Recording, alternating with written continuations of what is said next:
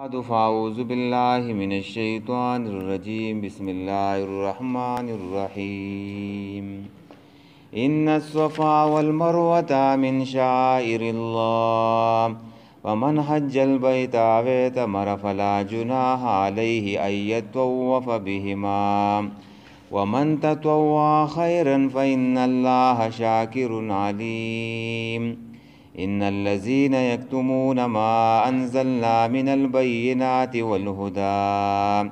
والهدى من بعد ما بيناه للناس في الكتاب أولئك يلعنهم الله ويلعنهم اللاعنون. دا سورة بقرة دا آیات نمبر 158.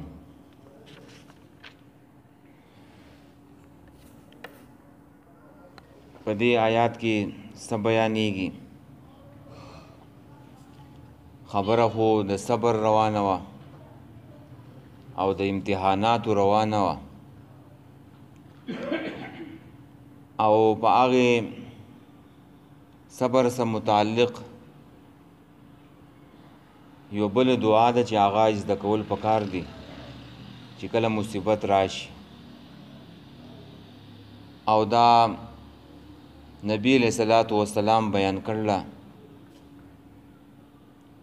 ابو سلمہ صحابي دی او د دې بیبي چې دی نو هغه ام سلمہ ده. دا ام سلمہ رضی الله تعالی عنها وایي زه کور کې وم او یو ورځ زما دا خاوند ابو سلمہ چې دی نو راغی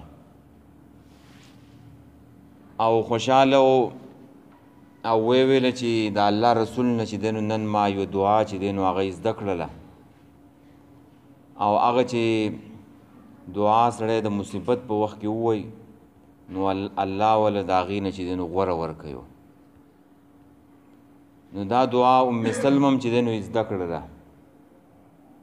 ګوره صحابو په چې د الله د رسول نه څه واورېدله او څه به یې زده کړه نو په کور کې به چې دی نو بیا زنانو ته ښودله. نو ما دا دعا زده کړه. ام سلمه وی بیا څه موده پس زما دا خاوند چې دی نو وفات شو.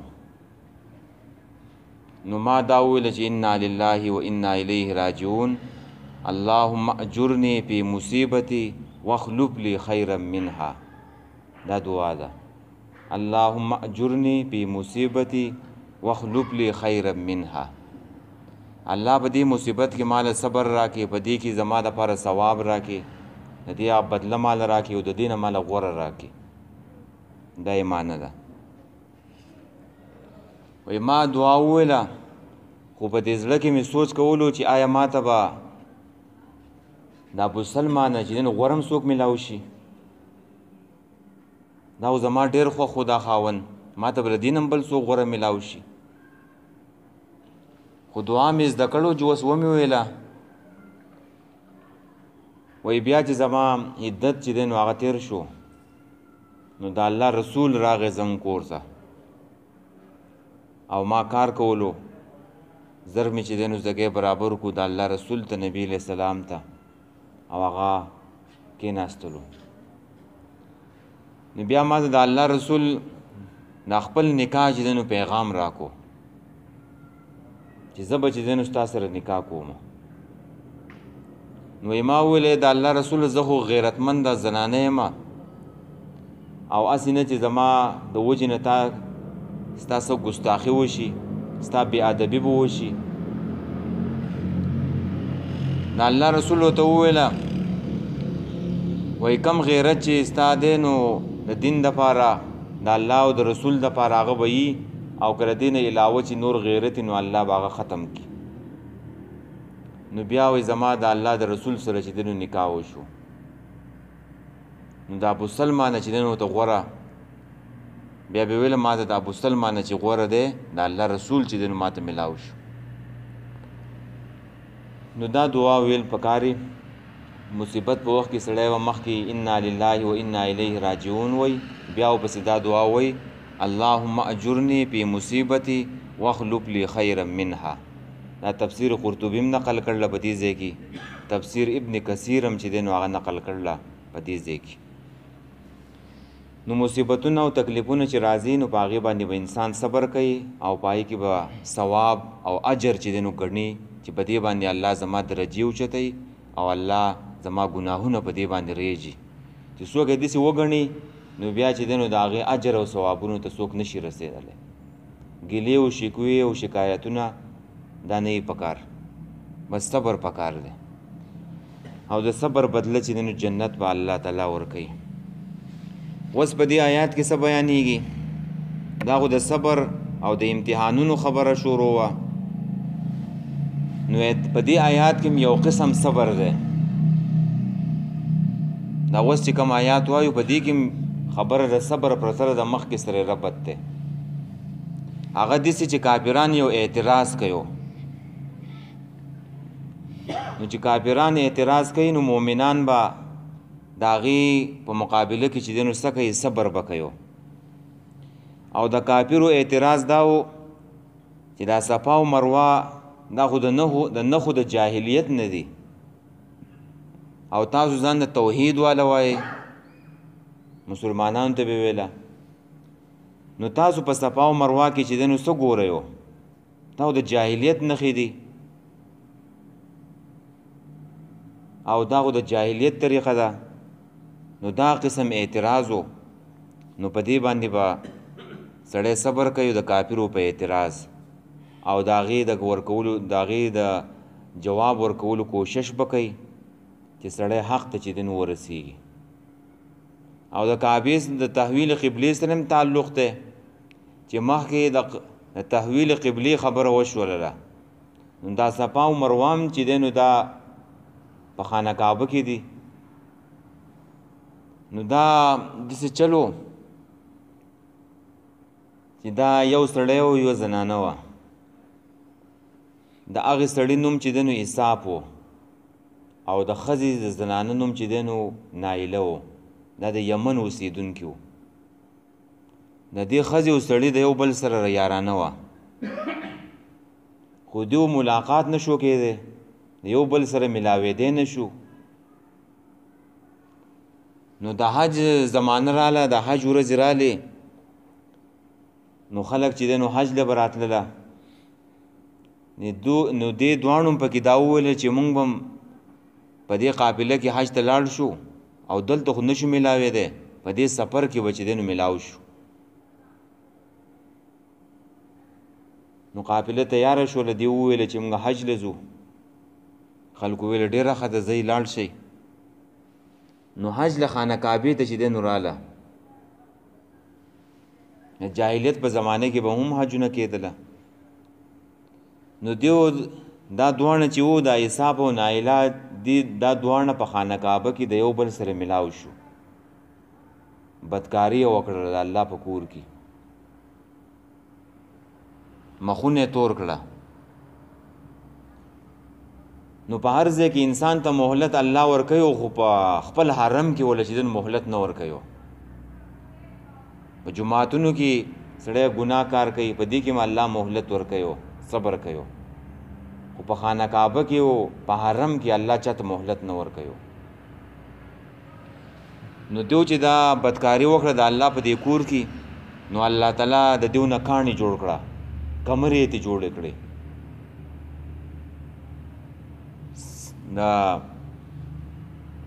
د کمرو چې دی نو ګټې شوې.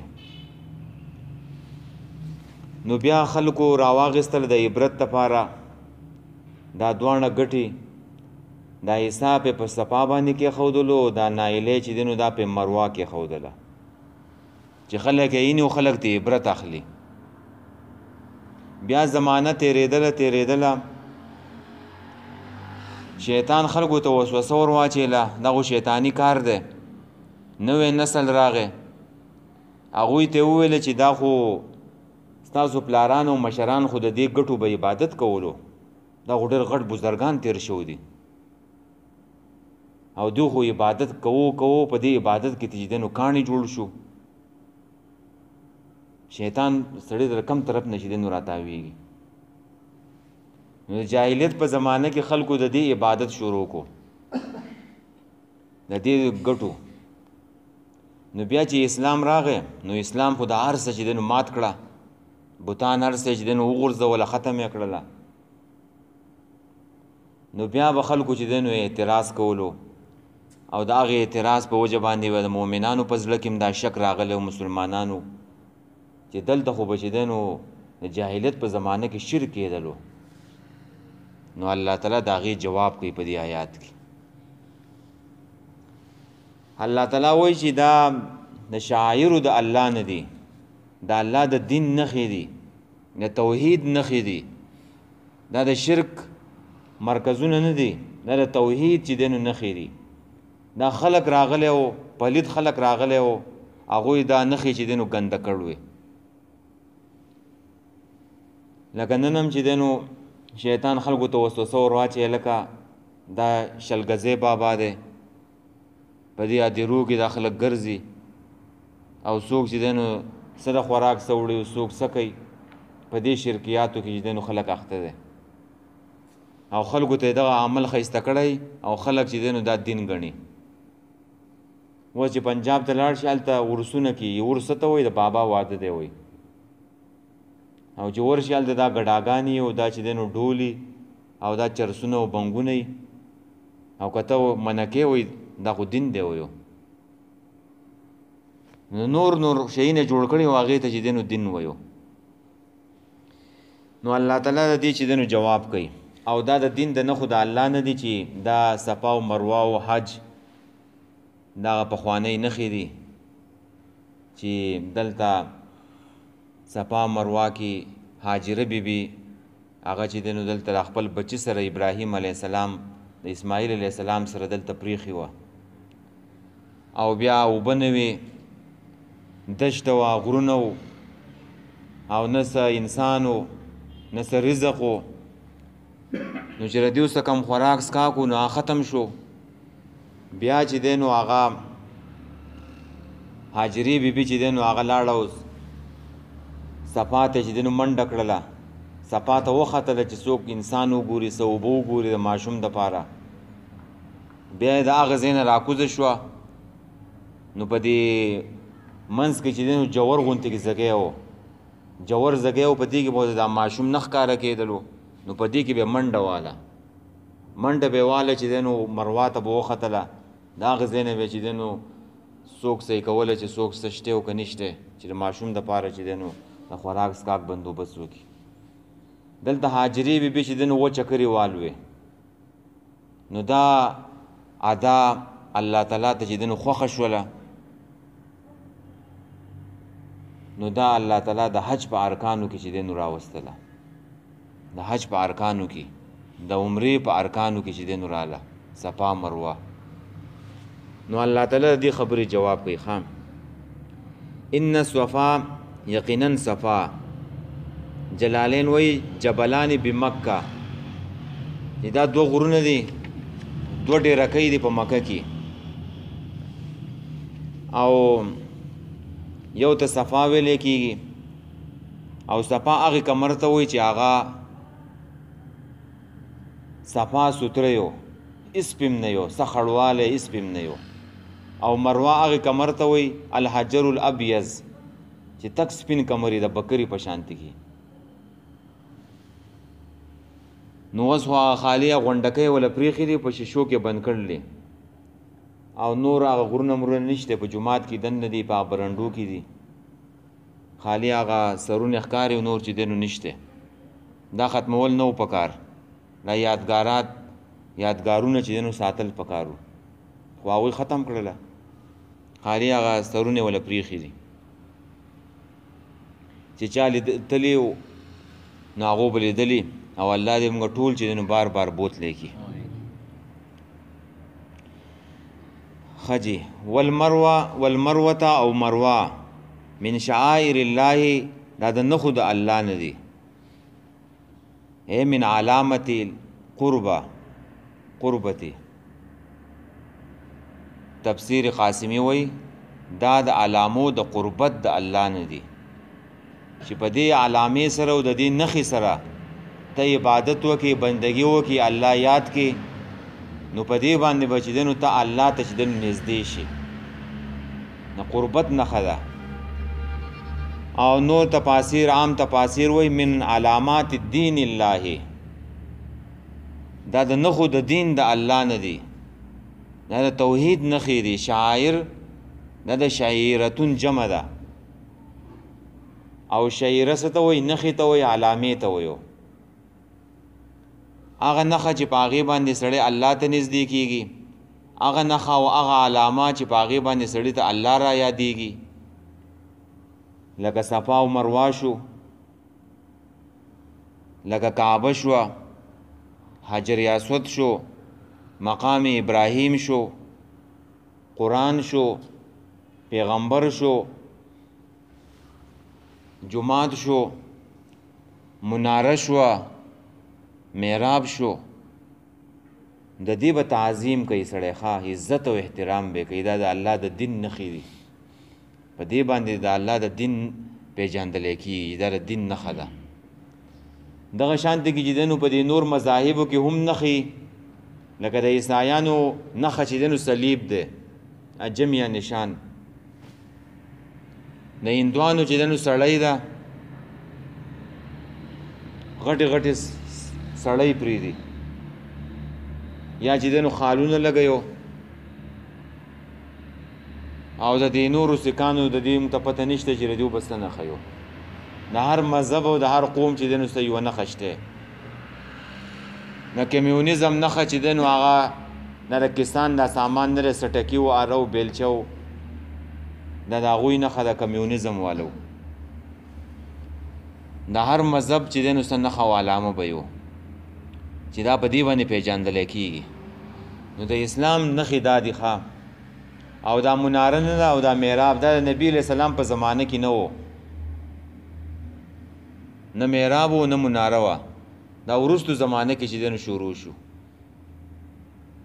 نو ټیک دی دې ته چا غلط نه دی ویلي دا هم صحیح دی په دې باندې د هغه علامې پته لګي چې دا جومات دی دا د الله کور دی نو د هغې به عزت او احترام کې خجی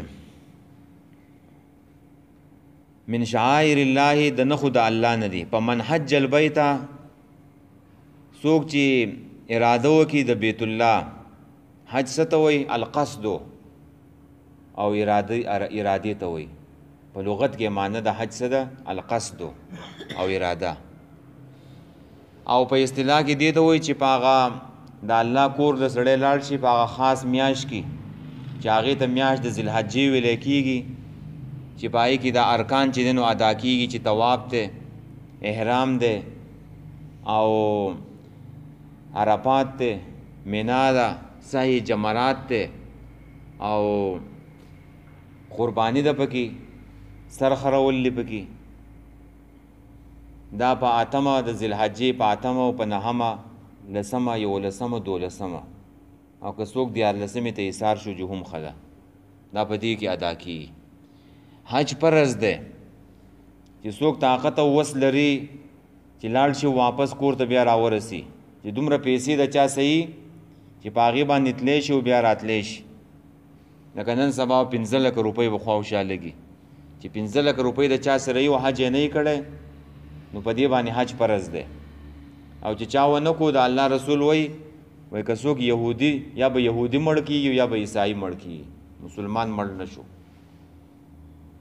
نو دا وروسته بیا د دې چې دی نو هغه ارکان چې دی نو راځي په هغه ځای کې به وایو او اعتمره یا عمره کوي العمرة الزیارتو د عمرې لفظي معنی څه شی دی زیارتو او دا د الله د کور زیارت دی دا په هر ټایم کې چې دی نو کېږي په هر وخت کې چې دی نو کېږي د حج دغه خاص ورځې دي او عمره په هر وخت کې کېږي حج فرض دی عمره سنت ده عمره کول نو پلا جناح علیه نشته دی څه ګناه پلا جناح پلا اسم علیه څه ګناه پې نشته ان یطوف بهما چې طواف وکړي په منځ د دې دواړو کې په دې باندې څه ګناه نشته دا دغه اعتراض جواب یې وکړو چې خلکو ویل دا خو د جاهلیت د نښو نه دي، په دې کې خو شرک کېدو. نو الله تعالی وایي چې دا خو من شعائر الله دي، د الله د نښو د الله نه دي، دا د شرک ځایونه نه دي. نو په دې کې چې تاسو طواف کوئ او سعی کوئ، طواف په معنی د سعی، او طواف هم ورته ویلی کېږي. طواف خو یو طواف هغه دی چې سړی د خانه کعبې نه تاویږي، هغه چکرې لګوي، او دې سیده تلو راتلو ته چې دی نو هم طواف ویلی کېږي، چې سیده ځې راځې و چکرې ولګې. او نور په اصطلاح کې صفا او د مروه په منځ کې چې څه کېږي هغې ته سعی وایي. لږ تیز تله چې دی نو منډې په شان هلته چې دی نو تله پکار وي. او دا سعی نه ده، دا په طواف کې د صفا او د مروه په منځ کې د امام شافعي په نسبت باندې دا فرض د کچا ونه کړه نو نه حج کېږي او نه عمره کېږي. که راغې واپس به ځي او بیا به چې دی نو دا سعی کوي. او امام ابو حنیفه رحمه الله وایي چې دا واجب ده سعی کول، او که چا ونه کړله هیره شوتې پاتې شوتې نو بیا به دم پې لازم دی، دم به ورکوي، اینه به تویوي څاروی به حلالوي، نو بیا به هغه کمی چې دی نو پوره شي. او امام احمد بن حنبل وایي چې هغه سنت ته، دا فقهي تحقیق دی. او د بعضې پکې دا هم ویلي وایي مباح ده، خو دا قول کمزوری دی. څوک چې وایي مباح ده نو هغه د دې ځای نه وایي چې الله په قرآن کې ویلي چې فلا جناح علیه ان یطوف بهما، که چا پکې سعی او طواف ونه کړو نو په هغوی باندې ګناه نشته. د دې نه دا نه ثابتېږي چې تاسو صفا او مروه چې دی نو طواف مه کوئ. او حدیث کې راځي د بهقي حدیث ته ان الله كتب علیکم السعی، الله تعالی په تاسو باندې لازم کړل سعی کول بین صفا والمروه. خجی ومن تطوع، او چا چې په خوشحالۍ باندې وکړو، د زړه په خوشحالۍ سره یو کار یې وکړو، خیرن د نیکۍ نه. تطوع هغې عمل ته وایي چې انسان د زړه په خوشحالۍ باندې وکړي یوه نیکي، چا پې زور نه کړی خو په خپله چې دی نو هغه نیکي وکړي. لکه مطلب دا ده چې حج له لاړې نو یوازې دغه د حج ارکان نه دي، نور هم چې دی نو د نیکۍ په دغه ځای کې ډېر شی دي، دا د نیکو مرکز دی. منځونه ډېر کوه، دغلته نوافل ډېر کوه، تلاوت کوه، طوافونه چې دی نو ډېر وکړه په دغه ځای کې، او صدقه ورکړه په دغه ځای کې، د چا خدمت وکړه په دغه ځای کې. نو چې چا په خپله خوشحالۍ په زړه سره یوه نیکي وکړه نو په ان الله شاکر علیم، یقینا الله قبلونکی دی د دغې نیکۍ او پوهه دی. یا داسې ووایه الله تعالی قدردان دی، د نیکۍ قدر کوي الله. که د انسان سره ښه وکړله نو انسان ستا د خوب د انسان سره قدر یو یا بې نه یو، خو که تا معمولي غوندې کې د زرې عمره نیکي وکړه نو الله سره قدر دی. ګوره الله به چې دی نو په هغې باندې اجر درکوي. نو دلته جومات کې چې ناستې تلاوت کوه، په خپله د زړه په خوشحالۍ نیکي ده، نوافل کوه، ذکر اذکار کوه، په ځای د دې چې سړی خبرې وکړي او بکواس کوي نو دا نیکي کوه ښه د زړه په خوشحالۍ سره. او بل پکې دا هم اشاره ده چې پای کې اخلاص یې ښه، که اخلاص پکې نه و، د پیغمبر په طریقه باندې نه و، نو الله تعالی چې دی نو هغه عمل بیا نه قبلوي ښه. فإن الله پس بېشکه الله پاک شاکر قدردان دی، علیم او پوهه دی. په دې باندې پوهه دی چې دا نیکي چې تا کړله په دې کې اخلاص دی، تا د الله دپاره کړله او که نه چاته د ښودنې دپاره کړله، نو الله تعالی په دې باندې خبر دی. که اخلاص پکې و د الله د رضا دپاره دې کړي نو بیا به الله د هغې اجر چې دی نو درکړي. او که اخلاص پکې نه و، د پیغمبر په طریقه هم نه و، ځان به ستړی کړي، خو د هغې چې دی نو بیا څه ثواب او اجر چې دی نو د هغې تا ته بیا نه میلاویږي. نو دې د تطوع وایي ښه، نفلي عبادت چې څوک د خپل د زړه په خوشحالۍ سره چې دی نو وکړي. بس دی دا یو آیات پوره دی. ښه جي.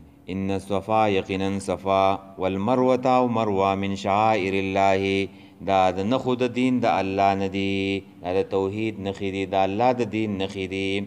فمن حج البیت نو چا چې قصد وکړو د بیت الله د حجو او اعتمر یا د عمرې فلا جناح علیه نو نشته هیڅ ګناه په هغې باندې ان یطوف بهما چې طواف وکړي او سعی وکړي د دې دواړو په دې منځ کې. ومن تطوع او چا چې په خوشحالۍ وکړه خیرا څه نیکي فإن الله نو یقینا الله تعالی شاکر قدردان دی علیم په هر څه باندې پوهه دی.